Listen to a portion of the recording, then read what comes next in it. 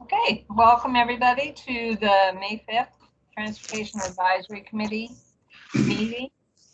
I'll call the meeting to order. I don't know that we have any new people for a need to do introductions, other than if we have speakers, Dave, but they may be introduced when they're ready to speak. Well, let me just go ahead and recognize that we have Sean Farrell with us, who will be giving a presentation on the substantial amendment to the city center urban renewal item. So Sean will be presenting on that, and then we also looks like Tegan Enlow is joining us as well from Public Works Engineering tonight. Great. All right, and any public comment that has come in, Joe? Nothing on my end. Okay, and TTAC members, do you have items that you want to bring up now that we can discuss later in the meeting? This is Lindsay. I wanted to mention some conversations I've had with my neighbor about Summer Lake Park and traffic issues there. Okay. Hey, Ruth, this is George. And yes. I had some neighborhood feedback for the traffic along 115th between Springwood and North Dakota. Okay.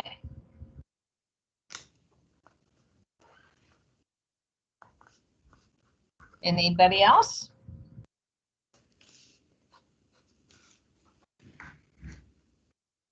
Okay, we will bring those items back up as we move forward on our agenda. We will work hard to have time to cover them. So should we go ahead then with Sean's, or no, we need to do the minutes. I'm sorry, I'm getting ahead of myself. So we have two sets of minutes that we need to look at. We didn't have a quorum at the April meeting to approve the minutes from the beginning of the meeting. So we have both March 3rd meeting minutes and April 14th meeting minutes. I presume people have had an opportunity to read them. Any comments, questions, concerns?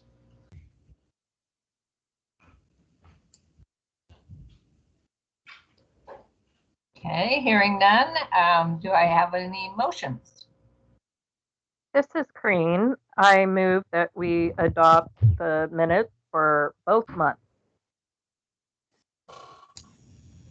This is Lindsay. I second the motion.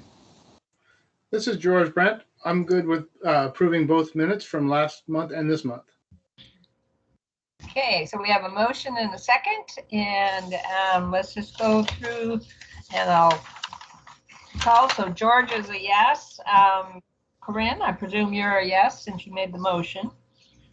That's correct. Dave Burke? I'm a yes. Thank you. Alan Eckert? Yes. Carl Fisher? Carl may not be with us yet. I'm here. Oh, there you are. Yes. Thank you, Carl. Richard? Okay, Richard may not be here yet. And Lindsay, you made the second. So that give us a quorum, Joe? Yes. Oh, and I vote yes. That matters. Okay, great. So we got our minutes improved for both meetings. So we'll go ahead with Sean Farrell. Dave, you want to, we need to do any introductions more than what you've already said? Hi, Sean. Hello. Good evening, everybody. My name is Sean Farrell. I'm the city's redevelopment project manager. I manage the 2 urban renewal districts that we have in Tigard. Thank you for giving me some time tonight. I'm going to have a presentation on an upcoming vote on the urban renewal amendment for the Tigard City Center urban renewal plan. And that's measure 34305. Just a second while I get this into full screen. Here we go. So, what is it? I'm going to describe the proposed amendment and how it would change the existing urban renewal plan, and I'll also talk about how the urban renewal funding works. I'll show some examples of past and proposed projects within the plan, and at the end of the presentation, we'll have time for some questions. So Measure 34-305, substantial amendment in Tigard. The voters get the opportunity to vote on either new urban renewal TIF plans or substantial amendments. That means major amendments to the plan. A lot of other places in Oregon don't require that, but we think that's good that voters can vote on it because then it shows that it has public support.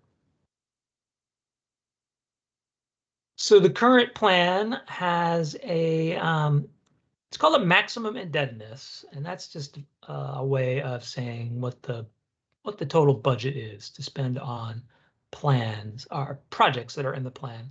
So currently it's $22 million, and as urban renewal districts go, that's pretty modest. And this amendment would add 20.8 million to that. And that new plan, our amended plan, would have a total maximum indebtedness of $42.8 million and would extend the duration of the district by 9 years. So if it's passed, the proposed measure would be used on projects in the plan. And just as a reminder, this is the city center urban renewal district. It's the Main Street area down to Burnham and Fanner Creek Park, over to Hall Boulevard, and jumps across 99W there to take in some tax lots.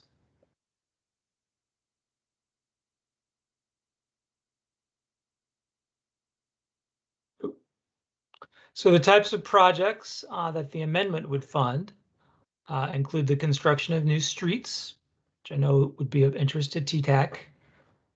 There is a proposal to contribute to a parking structure that would be in downtown.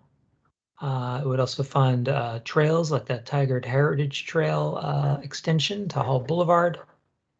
It would fund phase 2 of the Universal Plaza project, which I'll talk about in a few minutes.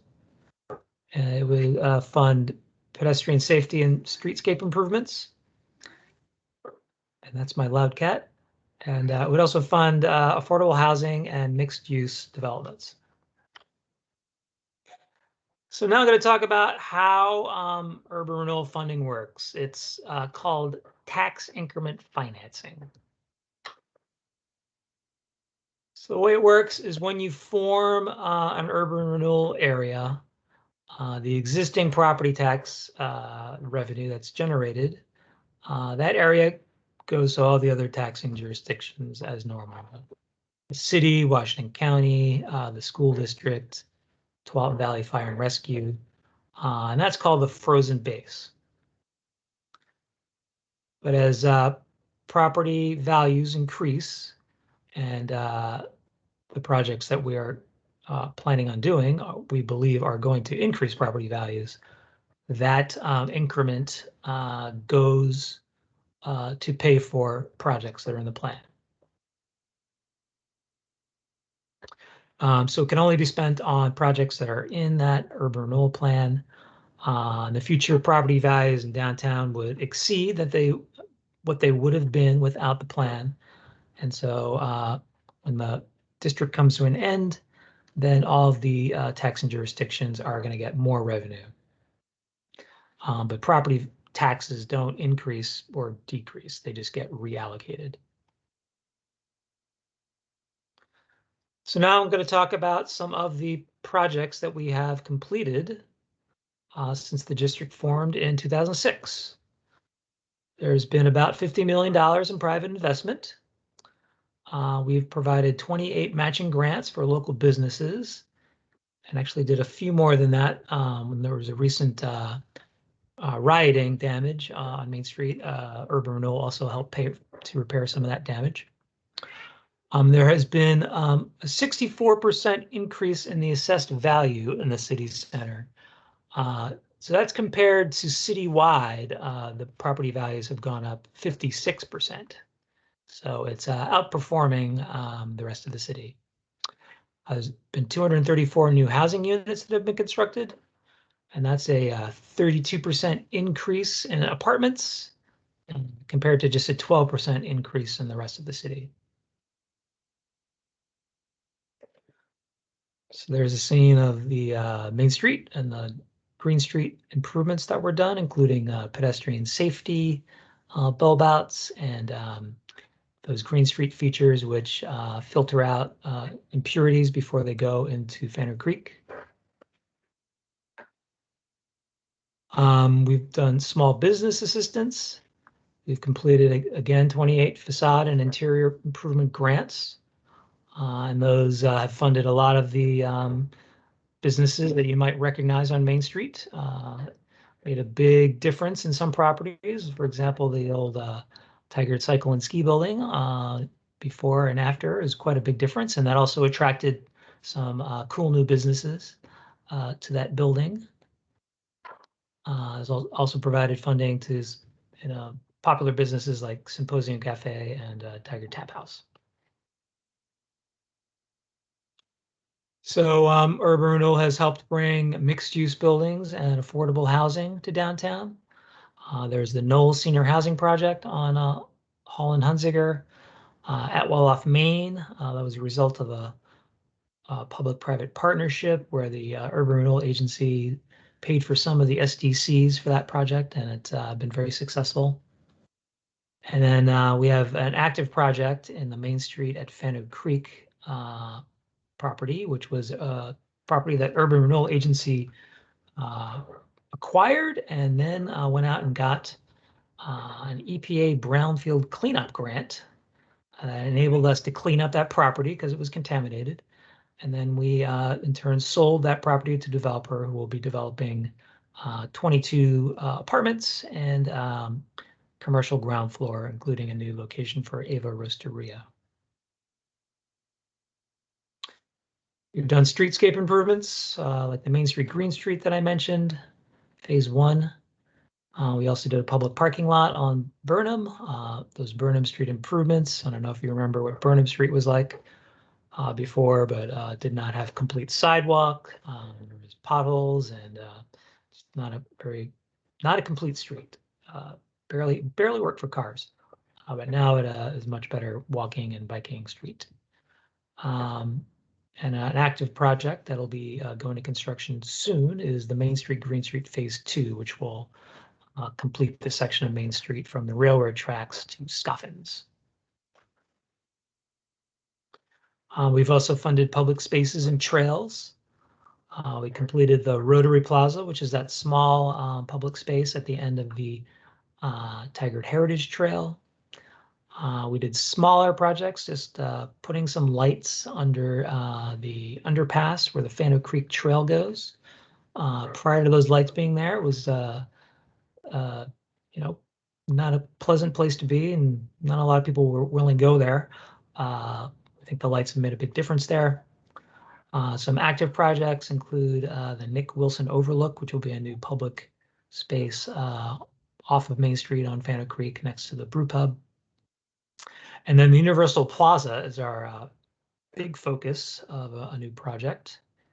And here is a architectural rendition of what it will look like when it is completed. It'll include a splash pad, which was the #1 most requested amenity when we talk to people in Tigard. There'll be spaces for community events like the farmers market, movies in the park, some music in the park. Phase 2 of the plaza will build that cool looking shade weather structure as well as a community room. So if the measure does not get approved, it'll be uncertain that we'll be able to fund those new projects that we have identified. and the district would not, the life of the district would not be extended. So for more information, the city has a web page, just the city's web page on the ballot. We have a video there that covers a lot of the same material that you could share with your networks. We're able to get that to work tonight, but I am open to any questions you may have.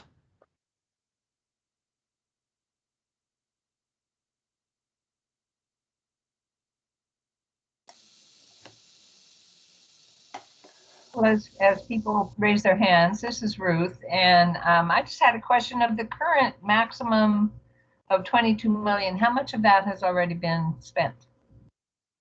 Approximately 12 million. Okay, okay. And how long has that been in place?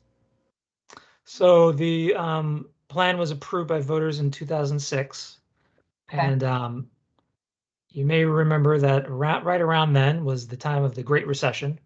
So Yeah. that kind of impacted the generation of tax increment. Not a lot of new development was happening then, and property values weren't increasing. So that did set back the district a little bit, and we're, recovering now. But we have not met the TIF, the TIF projections back in 2006. We have not met that, but we are back on track after that recession. That's great. Thank you. Karin? You want to go ahead? Hi. Hi. Hi, this is You know a lot about Karin. this. Karin? Hello? This is Karin. Can I go forward? Yes, please. Yes. Okay, thanks, Ruth. So if I remember correctly, the way TIF works is the money that would go to all the other taxing districts is invested in this place for this limited amount of time. And as you mentioned, at the end of that time, there's like kind of a reward for that investment, in that there's this increased property values, which then all the taxing districts get to benefit from. But if I also remember correctly, these taxing districts, they have some say in whether or not Tigard gets to do this investment in these places. And I'd like to make sure I'm understanding that correctly. And then if I am, which taxing district said, yes, Tigard, go forth and do this?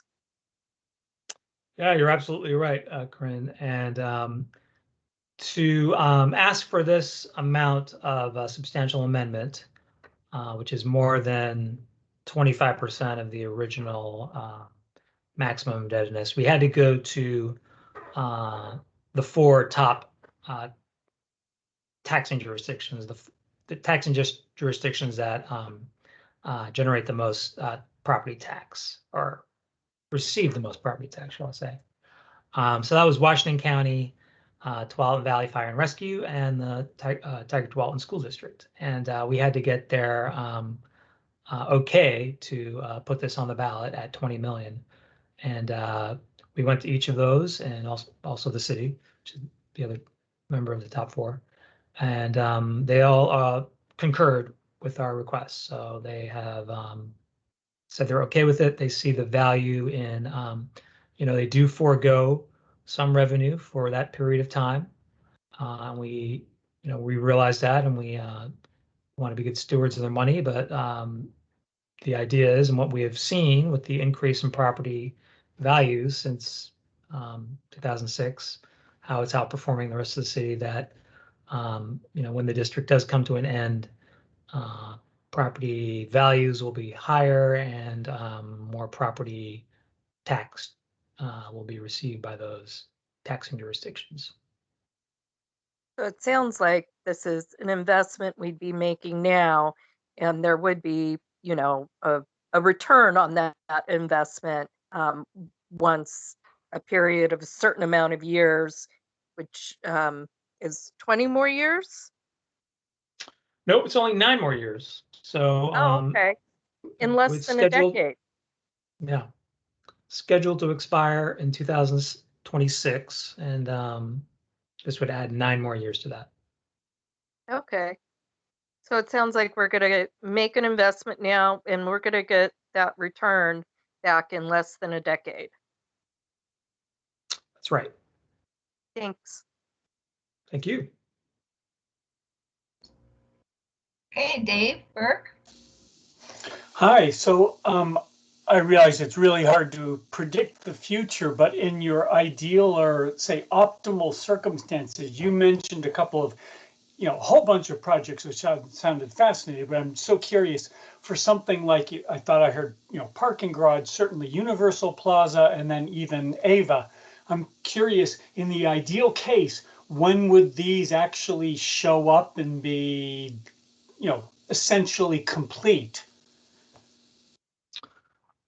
So yeah, I should also mention that, we're asking for 20.8 million more, and let's call it budget. That's probably still not enough to do all those projects, but we're also really good at getting grants from the state, from the federal government, for Metro. So those will help. Some of these, the affordable housing and mixed use will be public-private partnerships. We're not going to be funding that on our own. To get back to the particular projects you asked about, the Universal Plaza is currently being designed and engineered. We're going to be hiring a contractor soon to help us get really good construction drawings, and that would be going to construction in February of 2022. Wow. So pretty soon. Mm-hmm. Yeah.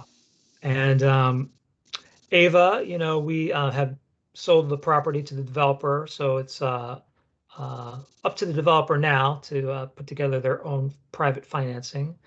Although we do have a development agreement with them that requires them to start construction within a year of the sale. So that would be, again, January 2022. And the parking garage is that's connected to the new city facility that may be built on the side of the Public Works. Yes, sure. So this amendment would only be a contribution to that, and the idea is that the parking structure would not just be for city employees or visitors to City Hall, but would also be open to customers of downtown businesses, visitors to the Universal Plaza and Inner Creek. So that would just be a fairly small contribution to the larger cost of that parking structure. Oh, fascinating. So I realize.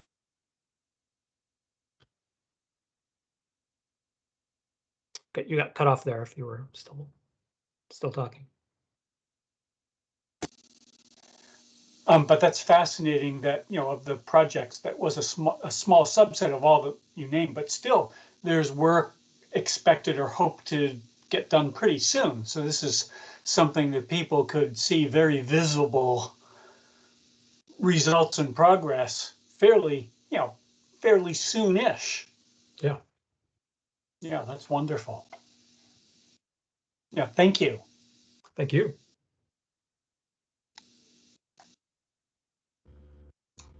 Do we have any other questions for our guest? Or comments? I guess I just have a question. Are you feeling that enough outreach has been done and that the voters are aware of this being? I know my ballot just came, so a lot of people may have gotten them. Are you feeling what you're thinking on it? Sounds really good to me. Yeah, I mean, we've I think I've spoken to most boards and committees now. There was a event at the chamber, online event last week. Wasn't a lot of attendees, but it was, it'll be available to watch on their channel there. Yeah, I think the word's getting out. The last time urban renewal was on the ballot was 2017, and it was at a May election, off-year election, and it passed with about 65% of the vote. So that was a good vote of confidence. So I think we feel pretty good.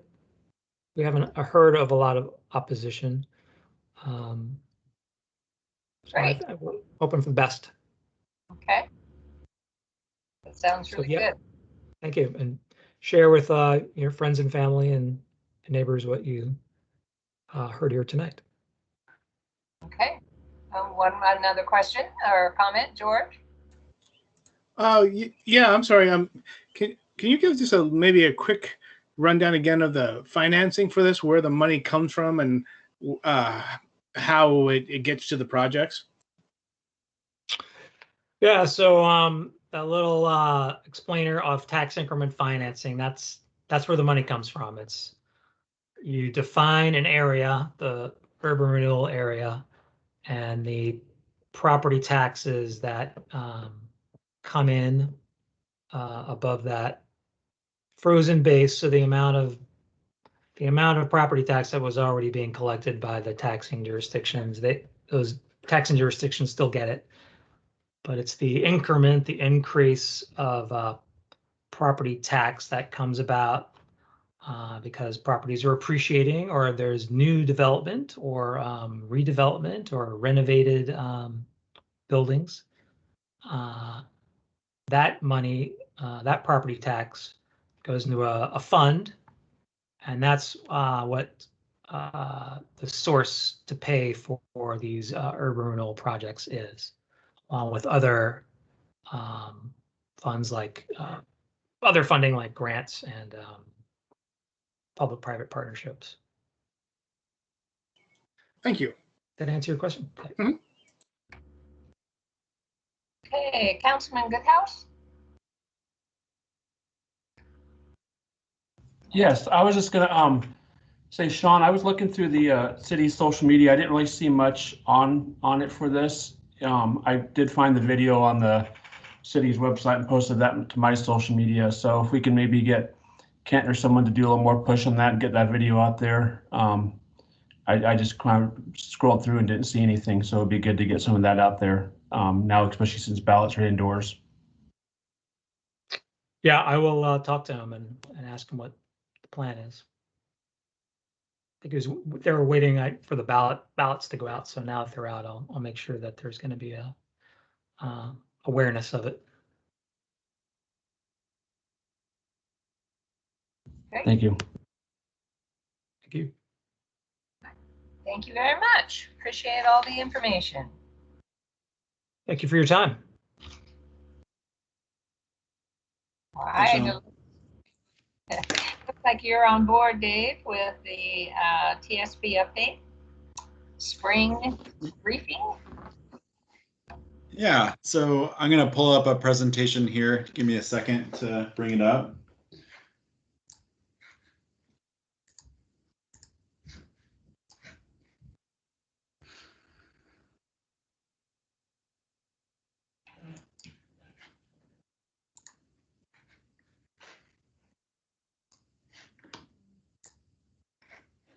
Okay. Can you see that okay?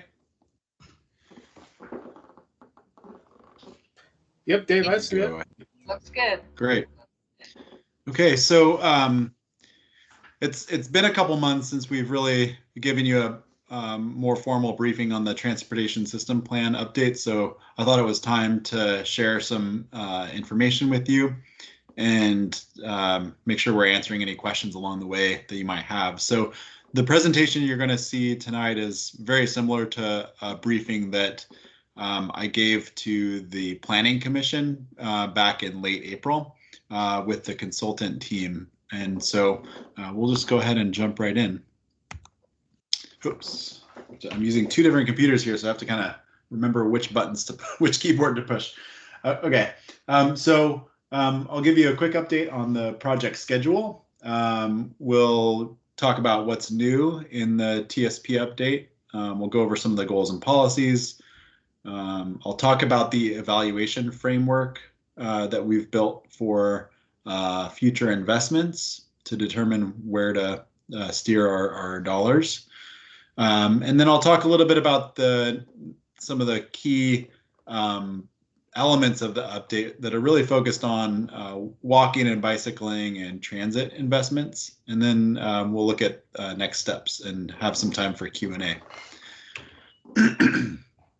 So here's a look at the schedule right now. And the dashed line, the dashed vertical line is giving us an indication of where we are right now in early May. So we are heading into our next public open house engagement part of the planning process. And we will be kicking that off with a Let's Talk Transportation open house on May 26th.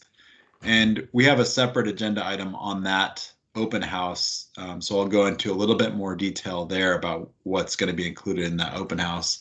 But that's going to be our next kind of big check-in with the community. And so we'll have a live open house and a forum for people to ask questions and provide feedback.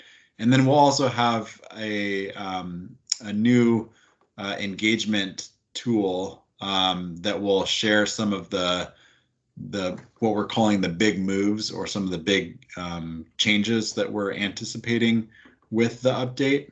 And that will be open for a few weeks so we can get feedback on it. And then shortly after that, we'll have our next technical advisory committees and community advisory committee meetings in early June. So right now you can see where the vertical dashed line is lining up with some of the work still around the goals and policies, that red bar, and performance measures and evaluation framework. So we're really focusing on the performance measures and evaluation framework right now to help us determine projects. We've largely completed the existing conditions, future conditions, future needs work. And then we're also working on solution development and evaluation. So that's where we're talking about the future needed projects and programs to support our growing community and our transportation system. A little bit later on this spring and summer, we'll be diving into funding and looking at our existing funding transportation dollars that come in from a variety of sources, both local dollars from our pavement management program, our street maintenance fee, to our local fuel tax, and then also, the funding that we get through regional programs, state programs, and the federal government. And then we'll go into the adoption process late summer, fall. There will be another public engagement point on this schedule that you'll see probably around the August timeframe, where we'll actually release the draft plan and get more detailed feedback at that point. So I think you've heard this before, but it's worth sharing again that a large part of the foundation for the TSP update is our current adopted strategic plan, which calls for Tigard being an equitable community that is walkable, healthy, and accessible for everyone. The goals and policies that are going to be included in the TSP policy language right now, and we'll be sharing that out with the public later this month, starting later this month.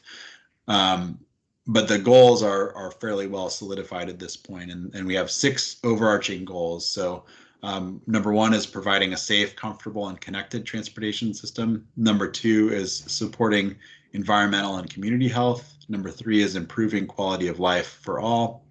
Number 4 is creating livable neighborhoods. Number 5, supporting economic vibrancy. And number 6 is making the most of transportation resources. So the way the current TSP is structured, you have overarching goals and then a set of policies under each goal. And we will likely largely maintain that structure, that format, but I think what you'll see is in the refinement of the policy language, a bit more focus. If you look at the current TSP, there's a lot of individual policies under each goal, and it's sort of they kind of get diluted because there's so many of them, and we're hoping to be a little bit more concise this round. So starting with the evaluation framework for future investments. So we're talking about a bundle of future investments. And the idea here is to connect the transportation plans and future projects and programs with expected growth in the community. We're coordinating with other local agencies and agency partners. And really what we're trying to do is advance local priorities. So really the types of projects and programs that will benefit the community the most, and putting Tigard in the front here. So our consultant team put together this table just as an example of what this looks like. So the goals that I mentioned earlier are aligned across the top row. And then what we've done is we have about 200 or so projects. And this is after we've removed projects that are already completed from the current TSP that we've slotted in here. And these are just indicated. Of course, this is a smaller table. It'd be a lot longer if there were all 200 listed here. But just as an example that when you have these types of evaluation frameworks, there's often no clear winner. And it's more challenging when you're talking about a long-range transportation system plan with a 20-year planning horizon. It's a bit different from the capital improvement program or capital improvement plan that I know you're all familiar with, where we actually do have a ranked set of projects that we're ticking off in a specific defined time period. The time period is a little bit more squishy with a transportation system plan because you're looking so far out in the future. But the idea here is you can see that there are projects that, there's no bad projects that will be included in the list. They're all good projects, but some projects impact these different goal areas differently. So we'll be going through this process of taking the projects, looking at them, evaluating them through this lens, and then putting them into buckets in terms of likely time frame buckets. So you have more short-term projects, medium-term projects, and then longer-term projects. So short-term might be those projects that we're trying to move forward into the CIP and complete within the first 10 years of the plan. So I hope that makes sense. If not, we can have some more Q&A on this one at the end. All right. So we wanted to share some of the different ways that you can think about how these projects are distributed. So this is an example of project distribution by travel mode. So this is from the current TSP, and it's just an example to show that of a total of almost $620 million of projects, those funds are going to different modes on the system. So we've broken those out here by bicycle facilities, pedestrian facilities, multi-use pathways, transit facilities, and then roadway facilities. This gets a little tricky because the transportation system, as you all know, many streets particularly are larger, higher order functional class streets. So neighborhood streets sometimes, but definitely collector streets and arterials cover multiple modes within a single project. So it gets a little tricky to define projects this way because we are talking about complete streets that serve all modes, but this is definitely one way to look at project distribution by mode. The next one here is thinking about project distribution by scale. So, you know, you can have projects as, and these are straight out of the current TSP, project as small as a $10,000 project for essentially paint or markings on the pavement. And then you go up to the higher end of the scale, and we're talking up to $60 million to do you know, interchange type improvements on Highway 99. So you want to make sure that, you know, going back to that previous slide, you want to make sure that you're covering all the modes and you're distributing the dollars across all the modes. And then this one, you want to make sure that you have a range of project sizes to fit the different types of funding that we go after for transportation projects. So, you know, for those larger projects on the, you know, the larger end, like the $60 million for Pacific Highway intersections, you need to have that in your plan. But of course, that's not going to be funded largely by local dollars. That's the type of project that we would, you know, ODOT would fund a significant portion of, especially since they would own the roadway, or we would partner with them to go after a federal grant to support a project. So you need to have a range of project sizes so that you're able to go after those outside funding opportunities to do projects that are good for the community. The next one here is geographic distribution. So this slide, and I think you've seen this before in our, we've brought this to you before. It's the transportation equity needs map that's color coded by different shades of purple. And it's broken out by different census tracts based off of age, English proficiency, income levels, access to a vehicle or transit dependency, youth and senior citizens. So those sorts of elements.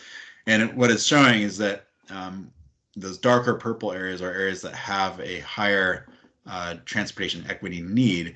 And so what we need to do is make sure that our transportation dollars are going to cover the whole city, the whole geographic area, but making sure that we're focusing particular attention on these areas where, you know, large roadways, freeways, railroad tracks, those sorts of barriers can really impact somebody's ability to get around, particularly if they don't have access to an automobile. And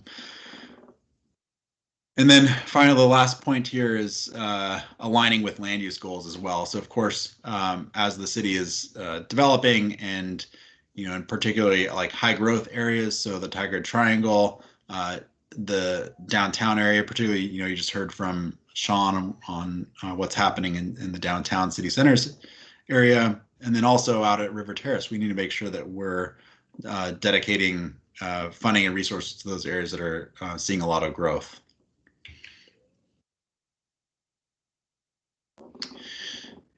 And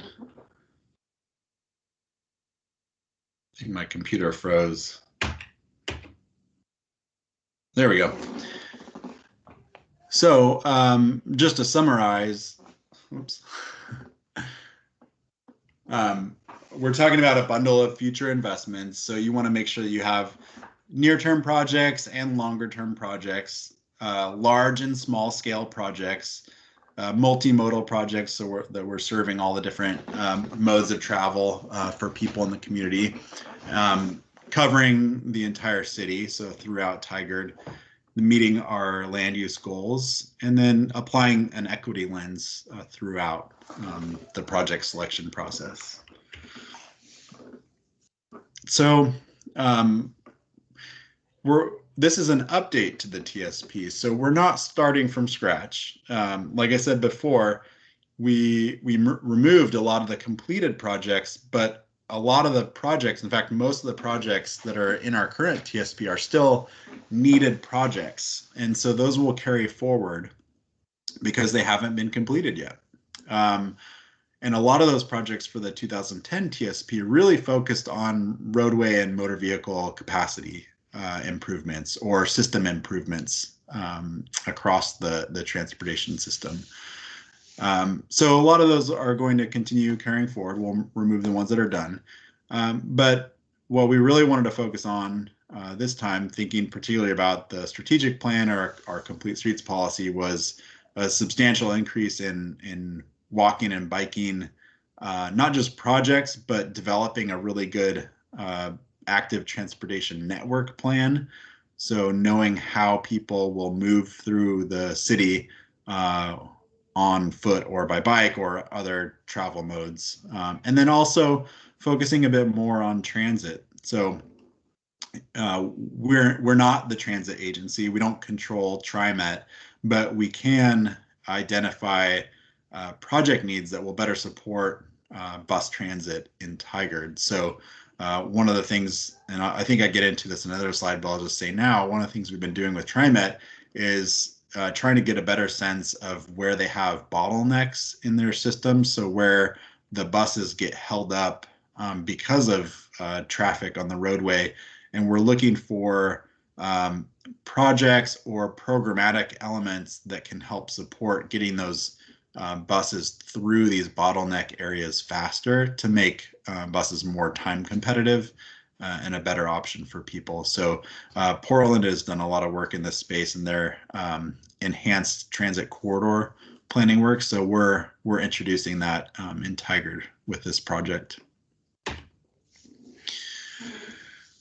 So the potential, so we'll go by different modes here quickly. So the potential roadway updates. So again, we've removed completed projects. There'll be some refinement or modification on some projects based off of development needs or growth or some of the traffic analysis we've done. And then we have a handful of projects, and this is going to be a key focus of the upcoming open house on the 26th that we're calling the big moves. And we've got about 20 or so of these projects, and I've just got a few to share right now. You'll learn more about these later this month. The first one is Hall Boulevard. So particularly in relation to the jurisdictional transfer, we're looking at modifying the current future project that's identified in the TSP to better suit the needs of the community. So there'll be some changes there that we're proposing. Same with Durham Road. The current proposed future project on Durham Road is a 5-lane cross section, but that's problematic when you look at the right-of-way and the proximity of the residential neighborhood on either side of the road for that to actually work out without having significant impacts to the houses. So are there other ways that we can promote effective movement of vehicles through Durham, because it's an important east-west connection, without expanding the width of the roadway? So there might be some system optimization work that can happen there to facilitate that. We're looking at the Upper Boons and I-5 interchange area. This is actually a multi-agency project that's starting to form right now. So this will likely be included in the TSP as a future project to look at how traffic is operating over in that area, getting on and getting off of I-5 and then traveling through that part of Tigard. We're looking at ways that we can provide more permeability through the railroad in Tigard. It's such a big barrier throughout the city. We'll be looking at ways that we can provide, most likely this will be more pedestrian and bicycle crossings of the railroad in key locations. So we've got at least one new overcrossing that we're working on right now to try to find funding for, and then at least one under rail or below grade crossing that we're looking at over by Grant. And then finally on the Highway 217 crossings, this one I'm pretty excited about just because the Washington Square Regional Center plan has really been focusing in on this, particularly in that area. And we've just gotten some really good public feedback through that project that will help inform what will be proposed in the TSP. So in all likelihood, a couple of the proposed roadway bridges likely go away. And I think you heard a bit about that from Susan when she was here last month. And then one of the projects that's rising to the top would be a new ped and bike bridge just east of Greenberg around 95th to connect to the Metzger neighborhood there. So I just want to give you a quick sample. These are just 5 of the projects, and there's gonna be about 20 of these that will be kind of the big changes. Next up, we have the transit network strategy. So this map, basically this is documenting the current transit services within the city, and the way that the consultant has laid this out is different tiers. So there's tier 1, which is more frequent service, which is the yellow. The tier 2, which is they're important connections, but they're less frequent. And then we have tier 3, which is just shown by this pink overlay zone. And I think this map is really illustrative of just the absence of transit service in most of, or at least half of the city. So we're trying to lay a foundation here to build out the case for better transit from a network system perspective. And again, we don't control TriMet, but by including this in our plan, hopefully it helps us to advocate for more transit service in the future.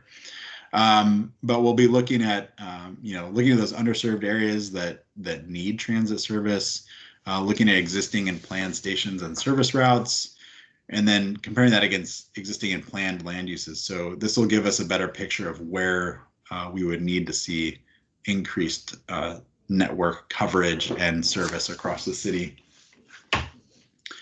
And then what I was talking about earlier is thinking more about these strategies and projects that can help just improve transit service. And we're starting to see a lot more of these in the Portland region, where a bus might have a Qjump signal where they're able to get out ahead of a queue of traffic to get to their next stop quicker, and other tools that can be used to just make transit a bit more time competitive for people. Oh, and I haven't really talked a lot about this aside from the goals earlier, but safety is going to be critical, and this is going to be guiding our investments. This table comes from our Transportation Safety Action Plan, which we shared with you a little over a year ago when it was completed. And one of the takeaways here is that Tigard has a disproportionately high number of serious collisions involving pedestrians and bicyclists compared to the region and the state. And coming out of that, over 50% of the priority safety need intersections are on Highway 99. So we know that we need to do some work on Highway 99 or partner with ODOT to do work on 99 to improve the safety of the roadway. So the pedestrian network strategy, so what you're seeing here is, and this is very similar to the next slide, which is the bicycle network strategy, is the consultant team started with a base heat map here showing the composite demand based on different factors. And so those red zones are higher demand for walking and cycling in the city. And that's driven by land uses, schools or school access. And then what we'll do is we'll compare these demand drivers with the existing network, and where we have gaps in the network or system deficiencies, that's where we would prioritize projects. And so the same goes with the bicycle network strategy. The one difference here with the bicycle network strategy is that we've incorporated the street network here as well, where we're looking at citywide bicycle connections, and we're using what's called a level of traffic stress analysis to tell us essentially how stressful or scary it is to ride your bicycle on some of these roadways. So the red is the most stressful places to be riding your bicycle, whereas the green or the light green are the least stressful. And so this will help us determine, if it's going to be too much of a challenge, or it's going to take too long to say, rebuilt Highway 99 as an example, to have it be a very good facility for all modes. And that would, a street like that, you would want to have completely separate facilities for bicycles and pedestrians. That could occur in the future, but what can we do in the shorter term to provide alternative routes for people, say through neighborhood greenways or some other tool? So that's how we'll be looking at the bike network. All right, so I've been talking a lot, and I'm just going to go through our next steps, and then I'll open it up to Q&A. So right now we're doing the project and program evaluation. As I mentioned, we'll be having our next CAC and TAC meetings in early June. The next public engagement will be on May 26th is when we'll kick it off, and that's at the Let's Talk Transportation open house. We expect the adoption process to occur this fall, and what that means is we'll be bringing the draft plan to the Planning Commission ultimately, and we'll be seeking their recommendation to adopt, and it becomes the transportation element of our comprehensive plan if it is adopted. And then after Planning Commission recommendation, then it goes to City Council for adoption. So with that, I'll open it up to any Q&A, and I think I'll just leave the presentation up in case we need to go back to any of the slides.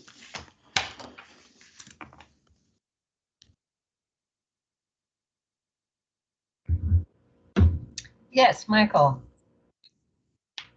So I had a question in regards to the bike map.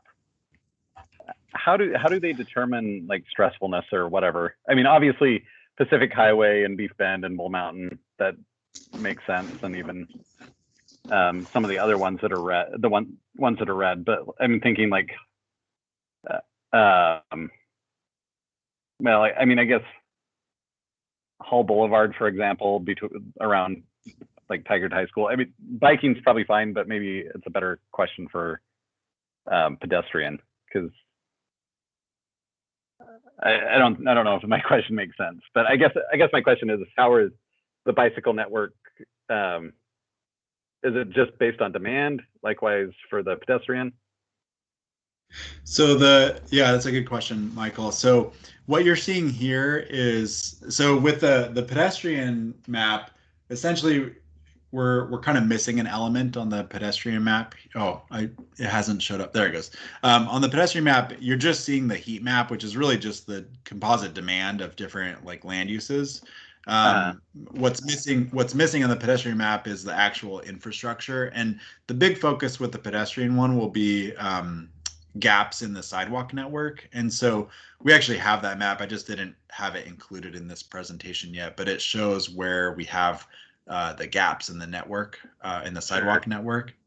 And so with the bike map, which I'm just going back to here, this includes it's the heat map plus the level of traffic stress. And so the level of traffic stress is created by a set of factors, and they include things like vehicle travel speeds adjacent to the bike facility, vehicle travel volumes, so how many cars per day are using that facility. It's based off of the width of the bicycle lane itself. So a narrower lane, particularly a narrower bike lane next to a high volume or high speed roadway like Highway 99, is going to have a higher level of traffic stress. So this is just telling us, from a cyclist perspective, which are the more stressful roads to be riding on. And there's different ways to address that. One is you improve that particular roadway by upgrading the bicycle facilities on it, or if that's not something that can happen, or it might take decades to happen, then you might look for alternative lower traffic routes that might go through a neighborhood or something like that, that would provide, you know, similar connectivity, but on a lower stress, more neighborhood type street. Mm-hmm. Okay. Yeah, and I just something interesting that I noted is like around Tigard High School, everything looks fine, which I'm kind of surprised about. Yeah, I think though, you know, you'll see Durham Road. The reason that Durham Road is considered a 2 is because we were able to go in with the last paving project and create buffered bike lanes there. So you actually have quite a bit more separation from the traffic, which is why it's dark green. But then once you get further east, right around Tigard High School is when it starts turning orange, because the buffered bike lanes go away. Thanks. Yeah. I think I saw Lindsay and then Karin. Yes, I was wondering, when you had the slide that showed the 2010 plan and about what percentage of projects went to the different modes and how it was pretty motor vehicle heavy. Yeah. Do you anticipate, with our focus on complete streets and other getting access to all people, do you see that those amounts changing for the 2020, 2021 update, so it's a little less motor vehicle heavy? Yeah, that's a great question. I think it's something that we'll test with our public engagement when we start releasing these project lists. So the reality is that by nature, roadway facilities are typically just going to be more expensive because they're just so much bigger. But that's not to say you couldn't invest a equivalent amount in not well. So I think it's a question for the community and TTAC to think about. And I do want to just reinforce my point earlier that there is a line item for roadway facilities in here. It's a little deceiving because a lot of those roadway facilities would actually be inclusive of non-motorized work as well. So I think a good example of that would be like the 121st project that we're doing right now. I think it would actually be categorized as a roadway facility project, but it's also ped and bike too. So Okay. Yeah. Thank you. Mm-hmm. And then Karin? Thanks, Dave. Could you go back to, or forward from this slide to the transit map? Yes. So I just kind of wanted to make sure I understood these elements. The key was a little bit hard to connect with, like what is tier 1, tier 2, tier 3. So is tier 3 the pink area, and is that the underserved area? Is that no? That's a great question. No, so we haven't overlaid. So this is really the existing conditions of our transit service in the city. So that's what this is showing. And so the pink area is the consultant team is calling it tier 3 because there's just an absence of transit, and it's also it's an absence of transit, but it's also largely an area where there aren't a lot of commercial destinations outside of some of the key corridors. So, and then like the tier 2 would be just regular service, which is the blue line, and then the yellow line are really the highest need areas right now and the most frequent service. And then the other thing I forgot to mention was the other 2 items on here are the tier 1 TOD areas. So these are very closely aligned with the Southwest Corridor. So the Southwest Corridor will remain a planned project in the TSP. It's not going to disappear just because one of the funding sources didn't come through. It'll still be a planned project, and these yellow overlay zones are where we would want to consider transit-oriented development work in the TSP. So I think the next step is to take a look at this and then start overlaying, some more potential demand areas, and then the equity needs map on this to help us determine where we might want to see more service or different routes in the future. But again, this is difficult because we don't make all those decisions. We can help try to influence them, and this plan can do that. But ultimately, it's up to TriMet to really make those decisions.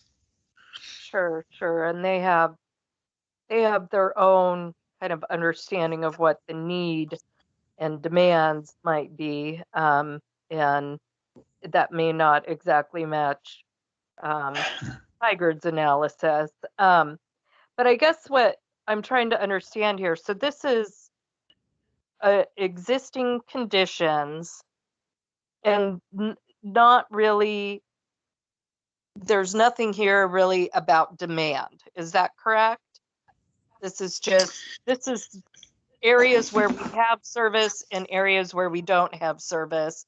What's not shown here is areas where we have demand for services. So in that tier 3 area, it could be that we don't really need much transit in those areas, but we don't really know because that's not being shown here. Is that something that is that additional kind of needs or demand analysis planned as part of this project? It is, yeah. We'll be doing more work on the transit piece, the transit section, that will help highlight that and tell the story a little bit more. This is a pretty superficial, high-level look at it, and I think this was the consultant team's first attempt at putting some priorities on the existing service, but it doesn't really tell the full story of the future needs. So that's work that still needs to be done. Right. And then it's weird because we have that area of unincorporated Washington County that kind of breaks up in the, what is that, the southwestern part of Tigard, by River Terrace. Right. Yeah. And I've been participating in some of the, community meetings for River Terrace, and they have been talking about, we think they'll transit, and I don't know. I've got, unless our TS, I think part of ensuring that River Terrace does get transit service is demonstrating that there's a need for it in this TSP update, if that is actually true. So looking forward to seeing more. Thanks. Thanks, Karin. Carl? A comment that I've been hearing from people down in King City, where they've annexed that land out there off of Roy Rogers Road, that they're planning for eventual commercial applications out there. So it seems like at some point we're going to have more transit needs out there in the River Terrace area. Yeah, similar to Karin's last comment there, and I can share with the group that I've been participating in the King City TSP Technical Advisory Committee, as well as their Kingston Terrace community planning work, and we've been coordinating. Tigard staff has been coordinating with King City staff and thinking about how River Terrace 2.0, which is the planning process happening right now, and Skylar came and gave you guys a presentation on that a couple months ago, how that interfaces with King City's work. And a lot of the conversations are revolving around how can we design a place that can support transit and can be supported by transit. And so it's a long process, but it's something I'm glad we're talking about it up front. And so, yeah, you know, if that commercial area does develop out there on the west side of town, then you would like to see transit service getting out there. And that's where you get into those network questions. You know, would it go out Shoals Ferry, go down Roy Rogers, and come back Beef Bend? That could be an option, but it's a ways out in the future.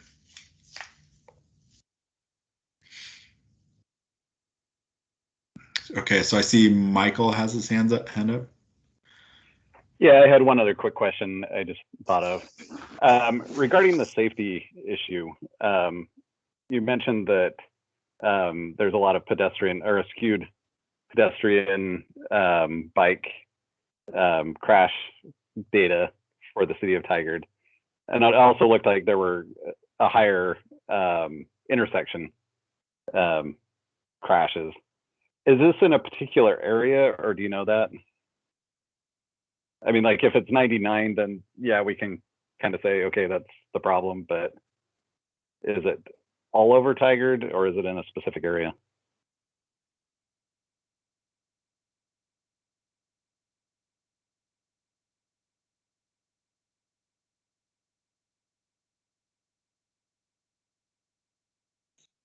I'm not sure if Dave was trying to answer that. It looks like maybe he froze, but I can speak to that because I was the project manager for the safety study that it's referencing.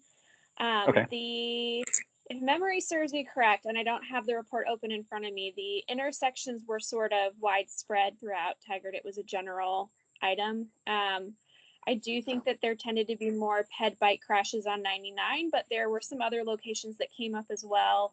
For example, there were some on Durham that were triggering potential consideration for projects out there. So I don't think it's just 99. I think it's kind of a trend citywide.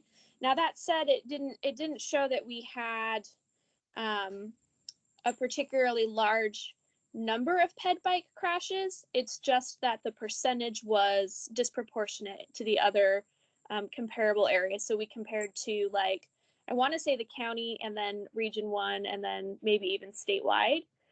So we had a higher proportion, but the number was still, relatively small. Although, obviously any crash is one that we would prefer to not have. So we would like that to be at 0.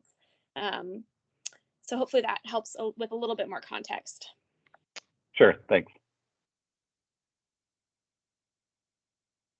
Thanks, and I was muted. So thanks for covering me, Tegan. I was going to ask you to step in. Any other questions?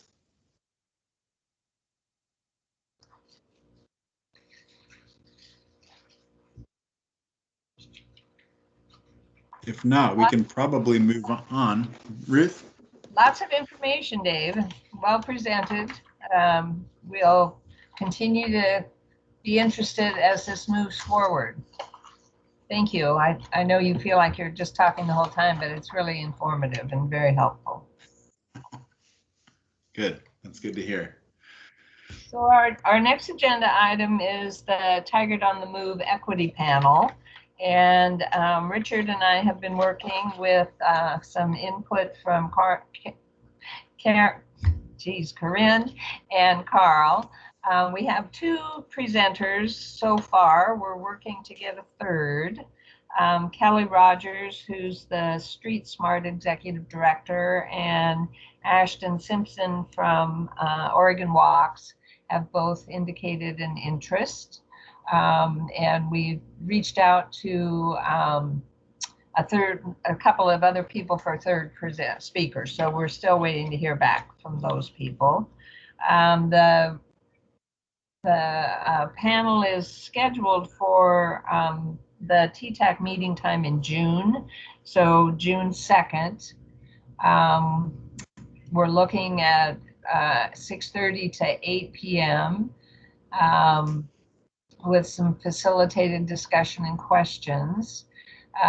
We were really going to ask each of the presenters to kind of provide an overview of transportation equity within the areas that their expertise is. So health and climate, and looking at safety and where's my other paper here? Just a minute. Equity, gentrification, and active transportation. Could you go back to that slide for a second? Sorry. Part of what we're looking at, in looking at the time, I think we've kind of as a group decided on 6:30 to 8, but wanted input from members here. We thought we could do a TTAC business meeting from say 6 to 6:30, and then have the panel presentation go from 6:30 to 8. Okay, we can move on. We were asking potential questions that we had talked about. I'll just go through them. What actions can TTAC take as an advisory board to the council to better support equitable transportation outcomes? What actions can the Tigard community members take to better support equitable transportation outcomes? With Tigard in the middle of updating its long-range transportation system plan, what areas should the city be focused on to promote equitable outcomes? And we'll share with our presenters TSP's updated goals and policies and get their input on whether they feel like we've seen everything and we're looking at supporting equitable outcomes. So I know this is quite a bit to kind of take in at this point, but if people have comments about, Dave, do we have any more slides, or is that? That was the last one. Yep. So whether we should meet, do this from 6 to 6:30 for our meeting, and then have the panel from 6:30 to 8. Any thoughts, comments, concerns about the time frame? This is Karin. I would suggest maybe if anybody in the group has objections to doing our business meeting from 6 to 6:30, let's hear those rather than having a chorus of yes, it's fine. See if anybody has a no. Does anybody have any objections? Hearing none, I guess we'll continue with our planning along that direction. And then the 6:30 to 8 would be the actual presentation. We'd have them, with our questions, and then open it up for Q&A from those in attendance. Richard, did you have anything you wanted to share? No, I think you did a good job, Ruth. Thanks. Okay, thank you. Yes, go ahead. So it's Karin again. Dave, could you move the slide forward one? So to show the questions. Yeah, I've got a little lag time. There we go. So I think these are very actionable questions, and I really like that for the facilitated discussion, where I'm expecting people outside of TTAC to come. So I do really appreciate the fact that we're saying, like, what could the average person in the community do? I kind of feel like questions 3 and 4 are a little bit repetitive, and I wonder if they're necessary. If we get a fairly good sized crowd, or even if it's just us usual suspects, I mean, by the time these 3 questions are answered and you take a couple more questions from the audience, that might eat up your whole hour. So I guess I'm thinking that could questions 3 and 4 maybe be consolidated to be a single question. And then if we feel like we might run out of questions, maybe there could be a backup facilitated question if need be. I'm not sure that we'll get there. Anyways, that's Yeah, my on these questions. I think they're for the most part spot on. I think you're absolutely right, Karin, is that if each panelist gives a 10-minute presentation, and I think these panelists will be quite talkative, we really don't need a lot of questions to basically take up that most of that hour. And then I just want to say one more thing that I've been working with some of my colleagues trying to figure out how we're going to what format we will use, we would prefer not to use Teams because it's really hard to do these kinds of panel discussions with Teams, and we're hoping to use Zoom. And I think we might actually have to, since the city doesn't allow Zoom use, we will likely have to have an outside group support us using Zoom. And I guess we'll have to figure out how to manage any audience Q&A, and I'm leaning towards actually bringing in just a little bit of consultant budget to help us set this up, because it'll be nice if this is run very smoothly and we don't have a lot of hiccups. So that's my current plan. Appreciate that. Dave, I think that's a good idea. Michael? I just had one suggestion. At my work, they actually allow you to submit questions beforehand and even during like a presentation. And they're basically moderated type questions. So it's not like one person asking and taking up the time asking their question. So just a suggestion. Yeah, that's great. Thanks. I think that's also a good way to be able to combine questions if you're seeing a trend. Mm-hmm. Okay. Alan? Yeah, I would suggest that you not have yes or no questions for a panel. So I mean, I just scratch it. But aside from just actions, I think we should also focus on what other tools and resources are out there, like asking that question, because our actions can then be dependent on that as well. Good suggestion.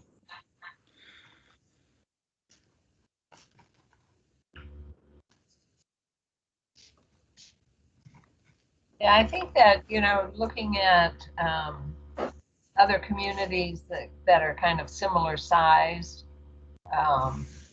and what they may be doing, if we could get that kind of information too, they may know, have suggestions that we could deal with on down the road or bring back to TTAC in the future.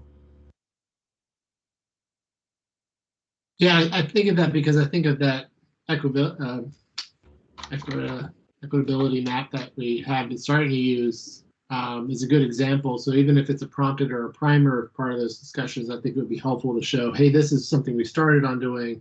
Is there something else out there that we should be looking at?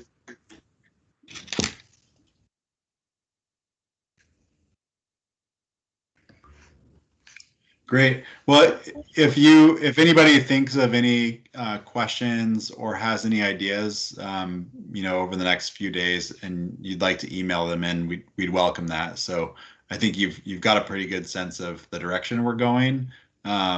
So please feel free to email us anything that you'd like to add. All right. Thank you we're covering that one. All right. We'll move on to Streets for People 2021. Okay. So I'm going to close my screen here. Let's see. There we go.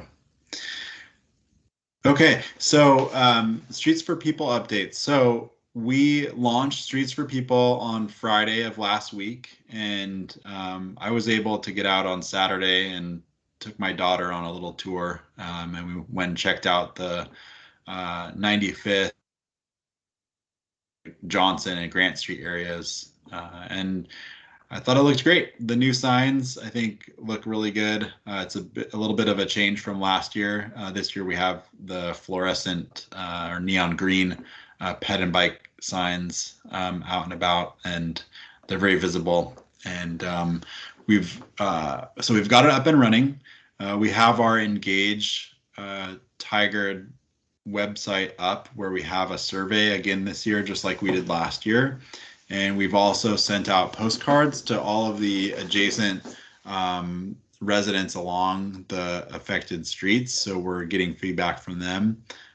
So far, the feedback has been overwhelmingly positive from the survey responses I've seen. So similar to last year, we'll share a report on the feedback that we're getting from people with the committee.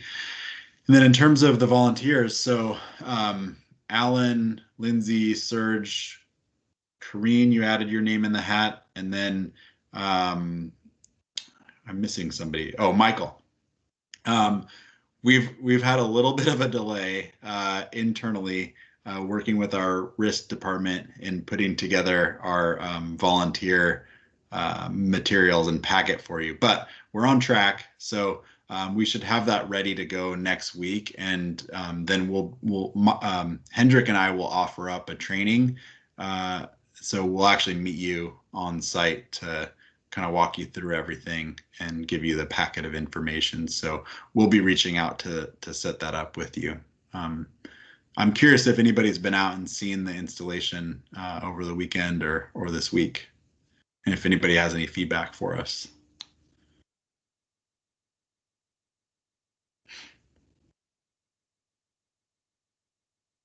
Karin? So I do live adjacent to 95th, and so I have been out. I've seen the installation, and one of the things that we noticed is that they're each a little arranged, each a little bit differently, because that street, the right of way, the right of way might all be the same, but the paved width definitely varies, and some places have sidewalks and some places don't. And so our first day out, we saw there was a bunch of stuff, looked like it had been moved out of the roadway and onto the sidewalk. And so we were like, oh, I'm not sure that this is supposed to be in the sidewalk. That kind of doesn't make it easier to walk safely. So it seems like being able to see with staff in the field where you guys think stuff should be will be very informative, so we can kind of have a good sense of, like, is the signage and the barrels in the right place, and is it staying put or is it being moved? And then I did talk to just a couple of passerbyers, because I was like taking pictures and moving stuff around. So I was like, hey, what do you think? Do you like it? Does it, make you feel safer? And I did get head nods, and one very enthusiastic, totally. So I would concur that so far feedback has been positive. It'll be interesting to see what everybody has to say. Yeah, and then just in terms of the positioning of everything, so we have diagrams of all the locations, so that'll be part of the volunteer packet, so you'll know what they're supposed to look like. That's great. Dave, do you still need an additional person for Fern Street? Lindsay said she would help out over there. I mean, I think. Well, if you want to add me to the list. Yeah, I think we have pretty good coverage. Let me touch base with Hendrik tomorrow or early next week and just kind of see where we're at. I think we're pretty well covered at this point, though. That's great. Thank you, everybody who's willing to support this. project. I think it'll be great to have TTAC members' observations as well. And it gives you an opportunity to talk with your neighbors. That's right. Okay, so should we move on to the next item? Yes, let's talk transportation. Okay, so I think I'll just talk through this again because I have like a very drafty agenda, but I think quite a few of you have attended our transportation open houses that we've held in person in the past. So it's been over a year since we've had one, just because we hadn't been able to do the open house format anymore. But these events are really well attended, and the community really likes to have the opportunity to hear from staff and talk to staff about projects and stuff going on in their neighborhoods. So we're bringing this back, and it's being organized by a couple of our staff. So Marissa and Lauren, our community engagement people in CD and engineering. It's going to be on May 26th, and it will be an online open house, and the main event will be a presentation on the transportation system plan. So we'll be talking about some of those big move type projects, and we'll be introducing the new engagement tools that we're putting out, and then it's going to turn out into different breakout sessions, and it looks like the topics available, there's going to be 2 breakout sessions, one from 6 to 6:30 and one from 6:30 to 7-ish. And the sessions include payment management program and ADA ramps, the 79th Avenue corridor study, streets for people, North Dakota Street and Tigard Street bridge replacements, the TSP engagement survey, all things Fano Creek Trail, Main Street, Green Street, safe routes to school, photo red light enforcement, and then it looks like I'm up for both breakout sessions on the TSP engagement survey. So those are the topics that'll be covered, and once the promotional materials ready to go, I'll make sure to send that to the group, and then it'd be great if you could get the word out to your networks that we're having this event, so people can attend. Any questions or comments or suggestions for us?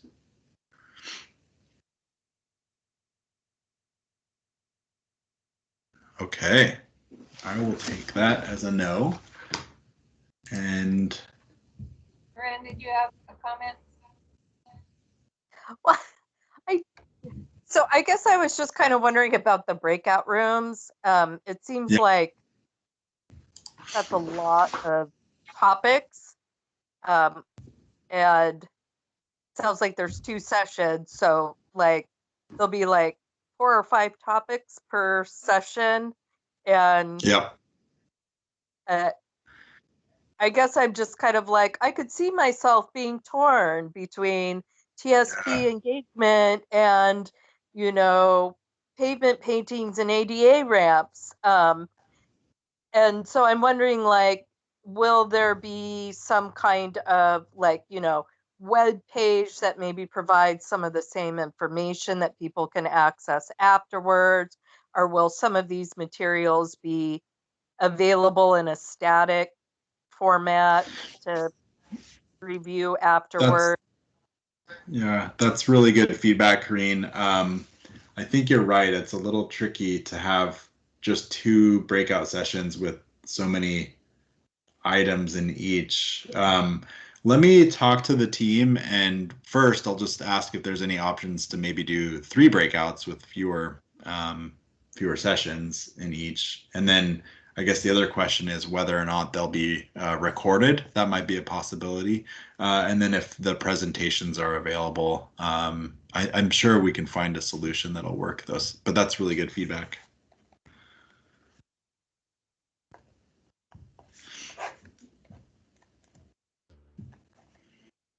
Great, thank you. So, Lindsay, do you want to bring up your item around Summer Lake Park? Sure. So this was brought to my attention by my neighbor. We live on the corner of Brittany and Winter Lake Drive, which is on the west end of Summer Lake Park, right by the main pavilion. And he's lived here for like 30 some years, and he was actually on the task force that designed Summer Lake Park. And so he has a long history of use of the park and traffic and everything. And he just noticed a lot of increased traffic issues and lots of other issues too, which I won't focus on since they're not traffic related. But that intersection with Brittany and Winter Lake had been getting really congested with people parking right up against the street stop sign where they're not supposed to. People roll through that sign a lot. People do U-turns right there to try and find parking. So he contacted the city a few times, and we have seen some actions come out of that. So we've had some police officers monitoring that intersection on a couple of sessions, I think. And my neighbor was able to talk to one of the police officers and said that they caught like 6 people rolling through in a 40-minute period. So there's definitely a lot of people either don't see it or are just ignoring it. It was really nice to see the officers there. And we also saw that they have, the city crews have installed some no parking signs, both on the north and south side of that stop sign, so that there's more of a visual buffer, because when you have cars parking in that area, you can't see when people are trying to cross there. It's kind of unfortunate that the main path out of the park on that side is in the middle of the intersection. So pedestrians, if there's parked cars along that way, you really can't see, and cars might be entering the intersection as pedestrians are entering. And so there's a real visual disruption there. When people now pay attention to the no parking signs, there's a better visibility there, although when there are big events, people tend to ignore the signs and they park up in that area anyway. But I wanted to pass that on. Another thing that I'd wondered about in Portland sometimes, and I don't know if Tigard does this too, but sometimes people will do like murals in an intersection to draw attention to the fact that if there is an intersection there and people are using it. I don't know if this might be too high of a traffic flow for that kind of project, but that's something that came to mind. Something else that we might be able to do to get people's attention, really get people to stop at the intersection, because there are a lot of people who use Brittany Drive to get to Summer Lake from the apartment complexes on 135th and the other residential areas out there. So it's a busy area. I just wanted to pass all that on. Thanks, Lindsay. Yeah, I don't know that we've done any intersection murals in Tigard. I know that Tina had been kind of working on that with Safe Routes to School over by Tiedemann, but I don't think, I think I can't remember if like COVID happened and then it kind of just petered out. So it's this spot right here, right where the path comes out. Mm-hmm. Yep. And people are parking up like across the path even? They don't block exactly where people come out, but they'll come right up to it on either side. Not all the time, but it does happen. Well, like in the picture right there. It's a it's a very good example. Oh yeah. Tegan, should that if it's the top of a T intersection, should that be allowed there, or I don't know what the current signage system is like. What's out there right now? No, there weren't. You mean where that car's parked? Yeah. Yeah, that's a very good Yeah, example. That happens all the time there. Yeah, that would be parking in the intersection, so that should not be allowed. The engineering group is doing kind of a holistic look at access points in and out of the park, because there's actually 2 locations like this where the ped ramps come in at the middle of the intersection. And so we have 2 spots where ideally we would need to rebuild the ramp locations. And then we've had requests to mark crosswalks out there. So we wanted to kind of look at all the access points to the park and collectively like look at it and go, where's the best place to try and like mark things and channelize things instead of doing them as one-off. So it's a little bit more of a robust review. But it is something that we're working on right now to kind of figure out a plan. All right, thanks, Tegan. Great. And I would just say that I would fully support intersection murals.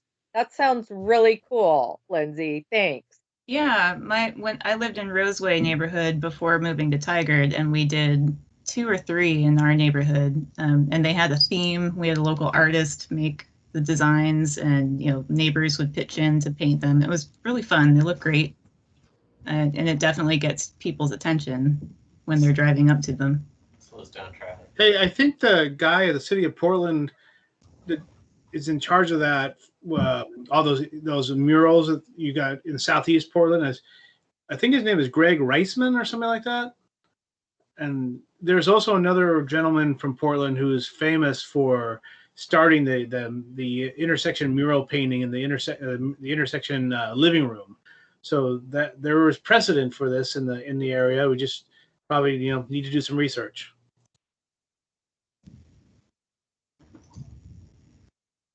Yeah, it'd be great if somebody or folks from TDAC were more interested in that and wanted to maybe bring it back to the group to hear more about.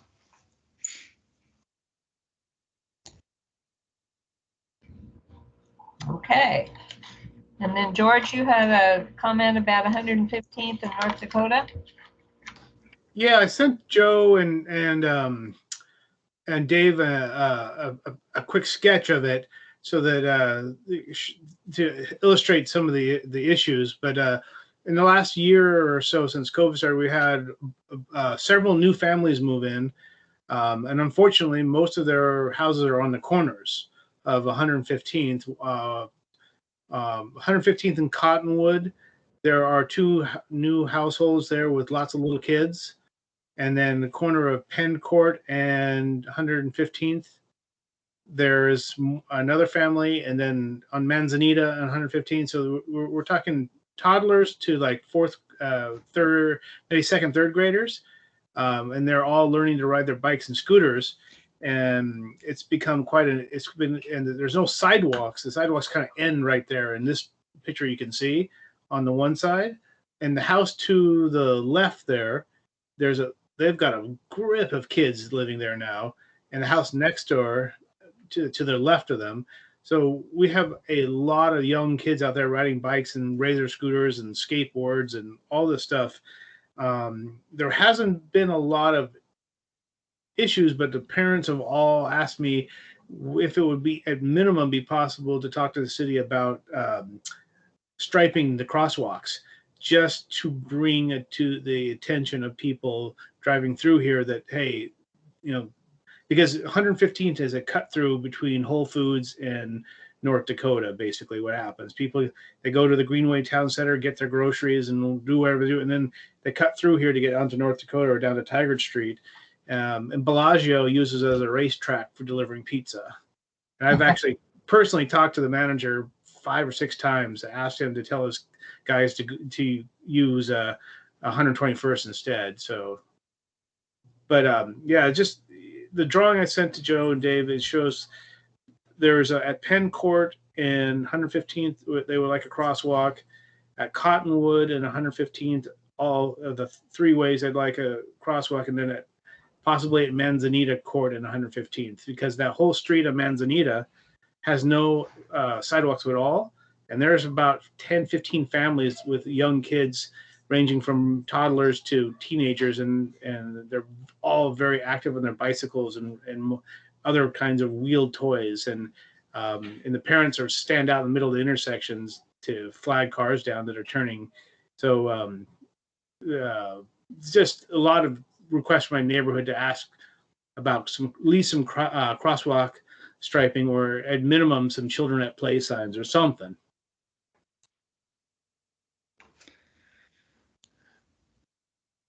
Thanks, George. We are doing an inventory right now of requested crosswalk locations or requested crossing improvement locations across the city, and so we can include requests at these locations in that inventory, and then it typically comes down to doing an evaluation of each location. And both to evaluate it on need, and then also just base it on our resources about what we're able to go out and stripe during the striping season. So they can get it. One other observation is there at Cottonwood in 115 where the sidewalks end. That going down Cottonwood, which has sidewalk on one side, loops around and connects to the Inglewood Park Trail system, which then works over. So it is a really busy street for pedestrians, especially people walking their dogs. And when they're walking, there's no sidewalks there, so there's a lot of pedestrian and car, not conflict, but a lot of these start and stutter stops with the cars and the pedestrians, because there's no marked place to cross there, because the sidewalk ends on one side and on the other side there's no sidewalk. So it's just it's only a matter of time before something not fortunate happens there, because we go that way all the time, and you just have to be really careful because the road bends slightly. So, and then with all these new families with their kids now and stuff like that, the neighborhood's worried. Okay, Michael, did you have a comment? I just had a kind of a question along those lines. Is there any studies or information as far as like streets that are being used as like cut throughs? I mean, I'm just thinking of one example by my street, or where I live, is O'Mara Street, where people cut from Hall to McDonald, and this sounds like a similar issue. Yeah, I mean, maybe it's hard to tell. Yeah, it is hard to tell, and in a place like Tigard that has very poor connectivity, it's kind of tricky to define cut through traffic. But you can definitely, you can do studies, you can do origin and destination studies of where people are going, and then you would look at where they're going based off the network, and then make a determination of whether it would be considered cut through traffic or not. The reality is that there's just a lot of people who drive in Tigard, and there's a lot of cars in Tigard, and so there's going to be a lot of cars on the road. And Tegan's been working on this set of policies and procedures for how we manage these types of requests when they come in, and I think we'll probably be in a position to share that with you in the relative near future, and you can get a better sense of how we prioritize locations based off the severity of the problem. So it's not so much of a black box of how decision making happens. So I think you'll get a better sense of how specific locations and requests are managed and prioritized. Okay, thank you. Yeah. Dave, I also have a question. I didn't bring it up earlier, but with the red light cameras, are they also speed cameras? So if you're going through a green light at, say, Durham, or what would it be, off 99 and 72nd, if you're speeding through a green light, can you be ticketed for speeding as well as getting ticketed for running a red light if you ran a red light? I'll Yes, let you Tegan can answer get, that. She unmuted herself. yes, Yes, you Tegan. can't get ticketed for speeding. They were designed and approved for both.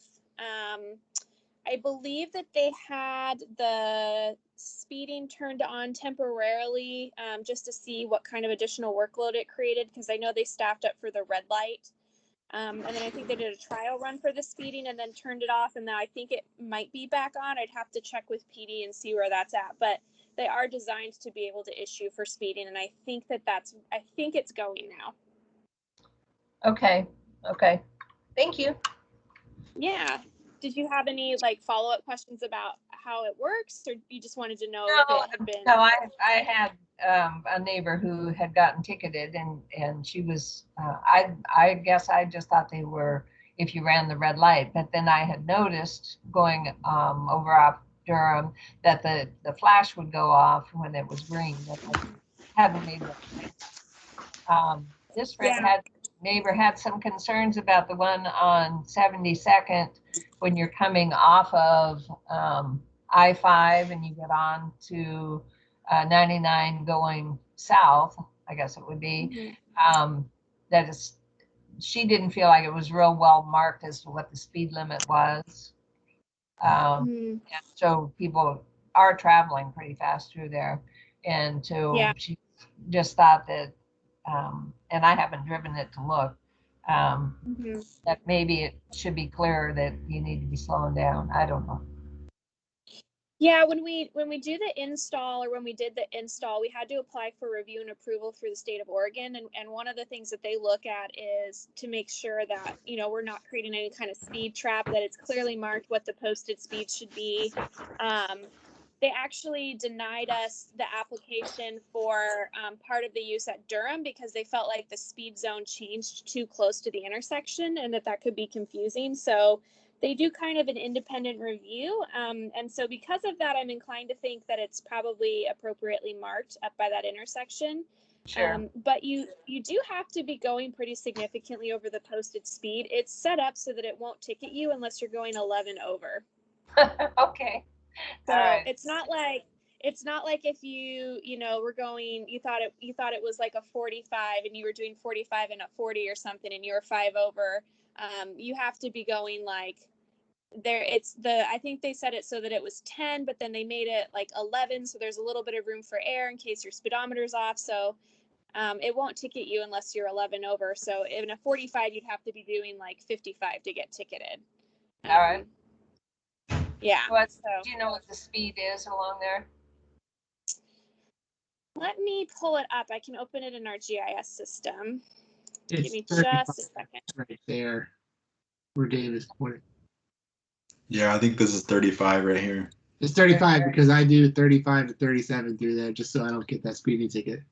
Okay. Make sure you're not 11 over. I'm loading real quick. Well, that's fine. That's fine, Tegan. Don't worry about it. Well, but now I'm curious. Does anybody else have items that they'd like to bring up to the committee?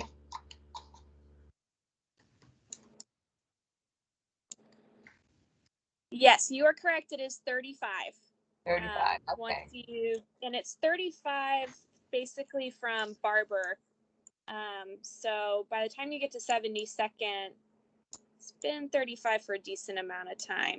Well, I guess if you come off of the I-5 onto that, you're kind of past Barber.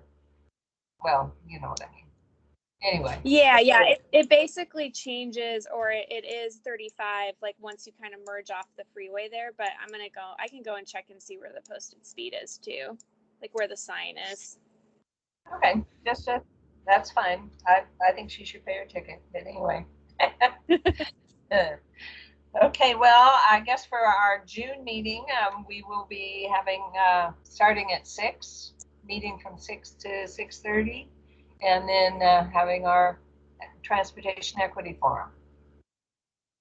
And again, as Dave said, if anybody has any comments or things they'd like to share, feel free to email. And look at that, we have 5 minutes. Well, 4 minutes.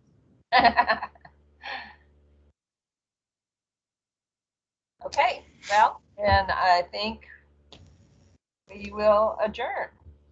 And we'll see everybody or talk to everybody in June.